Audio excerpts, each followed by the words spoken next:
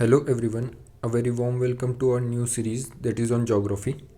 This will be presented by me, Mohit Kumar Chauhan, and our first topic in this series will be origin and evolution of universe, solar system and the earth. Our first topic will be origin and evolution of universe. And in this lecture we will see what are the theories which have been developed over the period of time to tell about the universe and origin of universe. The first theory is nebular hypothesis theory, which has been first developed by Immanuel Kant in 1750, and later it has been modified by Laplace in 1780. In this theory, the Kant tells that before the origin of universe there was a cloud जिसे हम nebular बोलते हैं, and this is a dust cloud or amorphous cloud which is present during the ancient or primordial times. And in this the nebula goes under the process of cooling, accretion and condensation. Accretion क्या होता है? किसी एक जगह पे कोई चीज़ जम जाना. तो ऐसे ही ये क्लाउड जो डस्ट थी वो आपका कंडेंस होने लगी and they have been later developed through heavenly bodies, जिन्हें हम आज स्टार्स, अर्थ या प्लैनेट्स के नाम से जानते हैं, या फिर आप एस्ट्रॉइड्स देखते हैं. These all are heavenly bodies. And these heavier matter collapse into the centre and lighter matters. जो आपके हेवियर मेटल्स थे वो सारे सेंटर में चले गए, जैसे कि हम आज अर्थ में देखते हैं कि जो कोर है वो मच डेंसर है देन द क्रस्ट. तो यही आपकी थ्योरी बेस्ट थ्योरी है जो ये आपको बताती है कि जो लेयर्ड स्ट्रक्चर है अर्थ का वो कैसे बना. एंड इसके बाद आती है आपकी planetesimal theory. This has been developed by Chamberlin Moulton and this is been developed in 1903. In this theory, Chamberlain have said that there exists a protosun. Protosun मतलब एक अर्लीस्ट सन था. ये थ्योरी हमारी बताती है हमारा जो सोलर सिस्टम है वो कैसे डेवलप हुआ. पहली थ्योरी किस चीज़ के बारे में थी? जो यूनिवर्स है वो कैसे डेवलप हुआ. पर ये थ्योरी बताती है कैसे हमारे प्लैनेट्स डेवलप हुए, हमारा सोलर सिस्टम डेवलप हुआ. In this planetesimal theory Chamberlin said that there exist a protosun, जिसके पास से एक इंट्रूडिंग स्टार निकला. इंट्रूडिंग स्टार क्या होता है? एक स्टार जो आपके इस प्रोटोसन के पास में से निकला. And this led to ejection of rocks and material from the protosun. मतलब जो स्टार आपका यहाँ से प्रोटोसन के पास से निकला, इसके ग्रेविटेशन से सन में से कुछ मास इजेक्ट हुआ. And this led to formation of the planets around the protosun. इसके बाद थर्ड थ्योरी आती है tidal theory. This has been developed by Jeans and Jeffrey.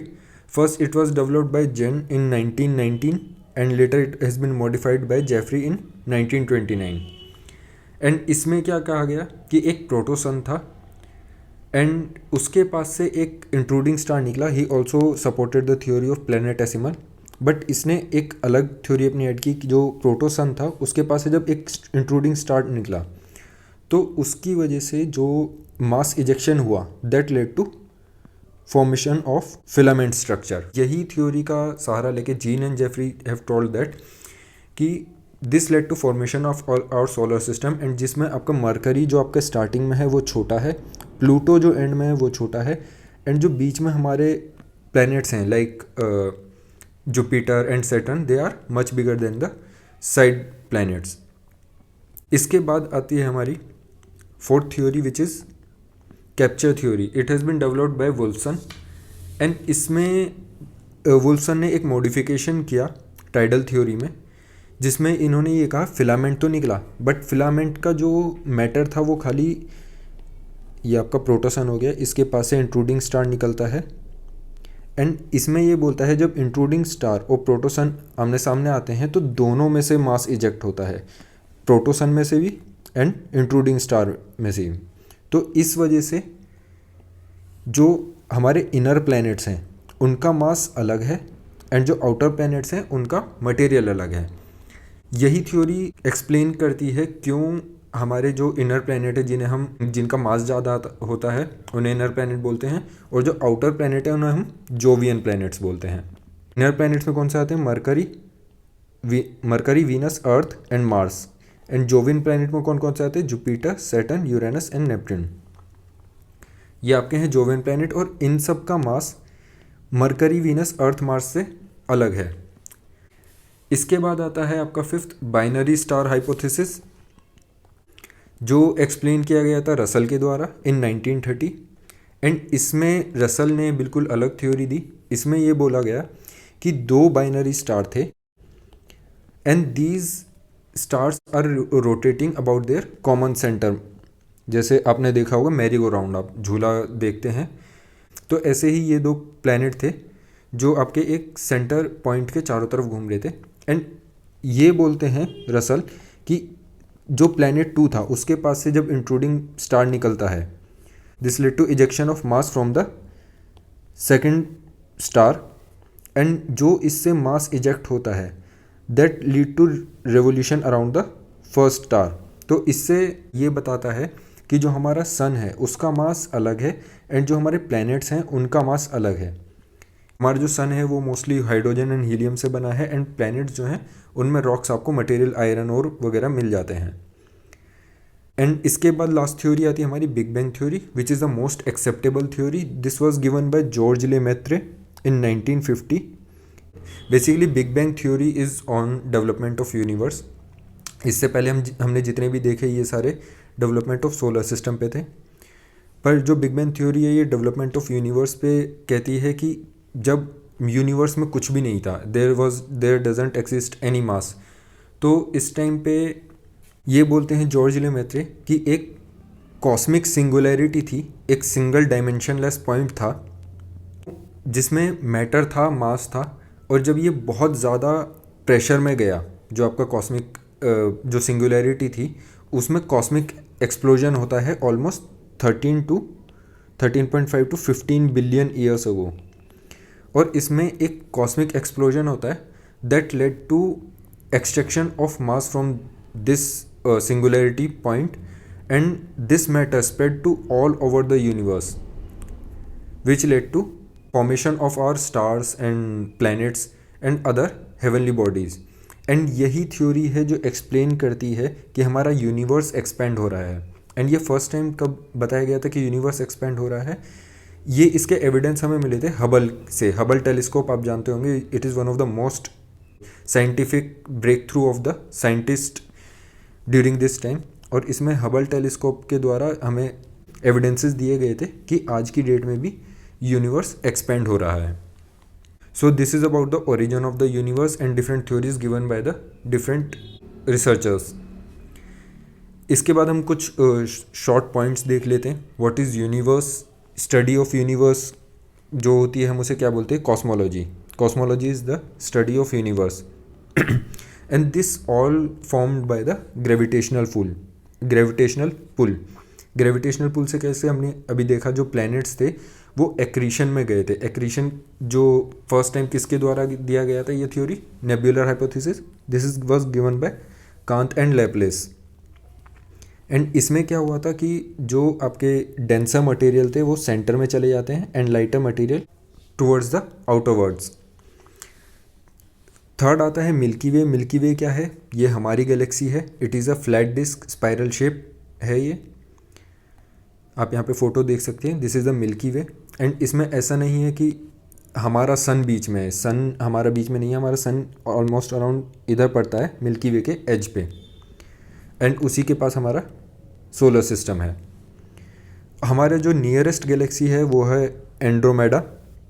And stars क्या होते हैं? स्टार्स होते हैं आपके सेल्फ इल्यूमिनस बॉडीज़। मतलब प्लैनेट्स कौन से होते हैं? जिनके पास खुद का ल्यूमिनेशन नहीं होता है। और स्टार्स कौन से होते हैं?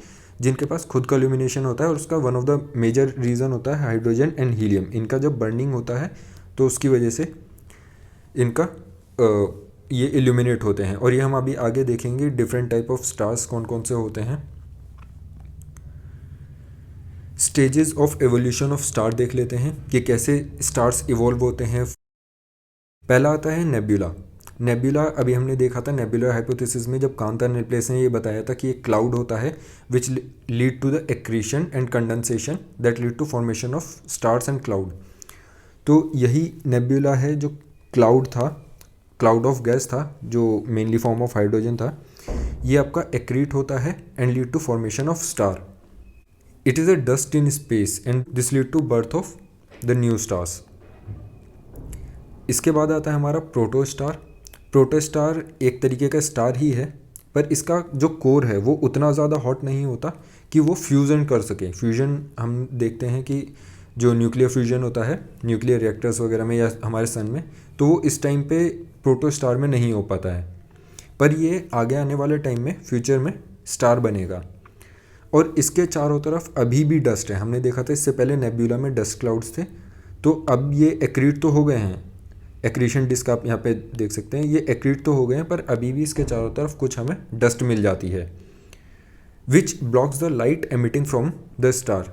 और ये उस स्टार की लाइट को ब्लॉक करते हैं, और इसी वजह से हमें काफ़ी सारे जो प्रोटो स्टार हैं उनके बारे में जानकारी नहीं मिल पाती, क्योंकि हमारे जो इक्विपमेंट्स हैं वो इस डस्ट की वजह से उस स्टार को समझ नहीं पाते हैं। So it becomes difficult for us to observe them in visible spectrum. After that it becomes a red giant. Red giant क्या होता है? Form during a later stage of evolution. During this stage it ran out of fuel, मतलब ये star बन चुका था and ये अब अपने फ्यूल इसका ख़त्म होता जा रहा है। इस फ्यूल क्या है? इसका हाइड्रोजन एंड हीलियम, और अब हाइड्रोजन जो है वो आपकी हीलियम में कन्वर्ट होती जा रही है, एंड इसमें जो फ्यूजन रिएक्शंस थे वो धीरे धीरे कम होते चले जाते हैं। इसके बाद आता है हमारा supernova. Supernova is not a star, basically it is a process जिसमें आपका स्टार में इतना ज़्यादा प्रेशर क्रिएट हो जाता है and it act like a explosive. It is extremely luminous and expel radiation और star material at a greater velocity, and this are been recently noted by our scientist. इसे हम अभी आगे देखते हैं। और इसी सुपरनोवा एक्सप्लोजन की वजह से शॉक वेव क्रिएट होती है इंटरस्टेलर में। इंटरस्टेलर मतलब दो स्टार के बीच में जो जगह होती है उसे हम बोलते हैं इंटरस्टेलर। तो इस जगह पे ये शॉक वेव्स क्रिएट होती हैं and these are been captured by the LIGO. LIGO क्या है? Laser interferometer gravitational wave observatory है। ये ऑल ओवर द वर्ल्ड बनाई गई हैं, काफ़ी जगहों पर हैं, कनाडा में है, यूएस में है, एंड लेटेस्ट ये अभी इंडिया में बनाई गई है। ये एक पार्ट है वर्ल्ड वाइड नेटवर्क का। और इंडिया में ये लीगो ऑब्जर्वेटरी कहाँ पे बनाई गई है? It is in Hingoli district in Maharashtra. तो हमने सुपरनोवा देखा, ये एक एक्सप्लोजन होता है जब आपके स्टार का, जब वो बहुत ज़्यादा उसके अंदर पावर होती है and it creates a outward pressure. तो इससे शॉक वेव क्रिएट होती है पूरे यूनिवर्स में, जो हमें महसूस नहीं होती है, but they are been observed by this LIGO interferometer gravitational wave observatory. इसके बाद आता है हमारा white dwarf and neutron star. White dwarf और neutron star basically kind of same ही चीज़ है, बस इनमें साइज़ का फ़र्क होता है। ये बेसिकली रिमेन्स ऑफ स्टार हैं and these are star like the sun after they have been exhausted their nuclear fuel. इस टाइम पे इनका न्यूक्लियर फूल पूरा ख़त्म हो चुका है and they expels most of their outer material creating a planetary nebula. ये आप यहाँ पे देख सकते हैं, इन्होंने प्लैनेटरी नेब्यूला बना लिया है। Only the hot core star remains, मतलब इसमें अब सिर्फ स्टार का सिर्फ हॉट कोर बचा है, बाकी उसने अपना सारा मटेरियल एक्सपेल कर दिया है and this star will cool down in next billions of coming years. इसको हम कैसे देख सकते हैं? Soft X ray and extreme ultraviolet rays से हम इसे स्टडी कर सकते हैं। इसका कंपोजिशन और स्ट्रक्चर इसका हम स्टडी कर सकते हैं। These are slightly bigger than the earth, तो 1.44 इंटू अर्थ होता है, एंड ये होता है आपका white dwarf 1.44 into earth, and neutron star कितने होते हैं? 1.44 से almost 3 into times the earth. और यही होते हैं सोर्स ऑफ ग्रेविटेशनल वेव। इससे आपके पूरे यूनिवर्स में रिपल्स क्रिएट होते हैं पूरे स्पेस टाइम में। एंड इसके बाद आता है आपका ब्लैक ड्वार्फ। ब्लैक ड्वार्फ कह सकते हैं आप इसे, ब्लैक होल कह सकते हैं। और ये वाइट ड्वार्फ के बाद बनता है जब वाइट ड्वार्फ आपका हाईली मतलब कूल हो जाता है। पहले वाइट ड्वार्फ में अभी हमने देखा था कि अभी भी सेंटर में थोड़ा हॉटनेस बची हुई थी, पर इस टाइम पे ये पूरा कूल हो जाता है एंड इसका mass almost more than 3 times the sun होता है। There is a great gravitational power in this black dwarf और you can say black hole कि इसमें इतना ज़्यादा ग्रेविटेशन होता है कि इसमें कोई भी मास या फिर कोई भी even light can not pass through them. तो ये तो हो गया अभी हमारा evolution of universe and the stages of evolution of stars. अब हम कुछ इससे रिलेटेड क्वेश्चंस देख लेते हैं which will help you in exam. आप यहाँ पे देख सकते हैं पहला क्वेश्चन हमारा मैच द फॉलोइंग। इसमें पहला है कि किसने कौन सी थ्योरी दी है and which is related to which theory. आपके पास ऑप्शंस हैं ये, आप एक बार वीडियो पॉज करके आंसर चूज़ कर सकते हैं। तो इसका आंसर है first, the Laplace is related to nebular hypothesis. हमने देखा था नेबुलर हाइपोथेसिस किसके द्वारा दिया गया था, लाप्लास एंड कांत, पर यहाँ पे कांत का भी नाम है। तो कांत किससे रिलेटेड था, गैसियस हाइपोथेसिस। नेबुलर में जो गैस का कंसेप्ट दिया था वो कांत ने दिया था। हबल टेलीस्कोप किससे रिलेटेड है, हमने देखा था बिग बैंग थ्योरी से। एंड जीन एंड जेफरी किससे रिलेटेड है, टाइडल हाइपोथेसिस से। नेक्स्ट क्वेश्चन है हमारा, the colour of star is an indication of it's. जो स्टार के कलर हैं वो किससे रिलेटेड होते हैं। तो अभी हमने देखा था जो हमने पढ़ा था रेड ड्वार्फ के बारे में, ब्लैक होल के बारे में, वाइट ड्वार्फ के बारे में। तो ये किस चीज़ से रिलेटेड थे, आप वीडियो पॉज करके देख सकते हैं इसका answer. And the answer is temperature. The colour of the star is an indication of its temperature. And जो रेड स्टार होते हैं वो रिलेटिवली कूल होते हैं। These are after the star have lose their cooling और lose their fuel. White star उसके बाद बनते हैं and blue star the hottest. जब ये अपने एकदम हाईएस्ट पॉइंट पे होते हैं तब ये ब्लू स्टार कहलाते हैं। Next question, group of stars arrange in definite pattern is called. जो भी आपके स्टार्स होते हैं अगर वो किसी डेफिनेट पैटर्न में हो तो उन्हें हम क्या कहते हैं। तो देखो ये तो अभी हमने पढ़ा नहीं है, पर हम इसको एलिमिनेशन मेथड से सॉल्व कर सकते हैं। मिल्की वे हमने देखा, milky way is our galaxy जिसमें अर्थ है। इसमें तो स्टार का कोई डेफिनेट पैटर्न होने का मतलब नहीं बैठता। एंड्रोमेडा हमारी नियरेस्ट गैलेक्सी है सोलर सिस्टम जिसमें हमारे प्लैनेट्स हैं, 8 प्लैनेट्स वी हैव।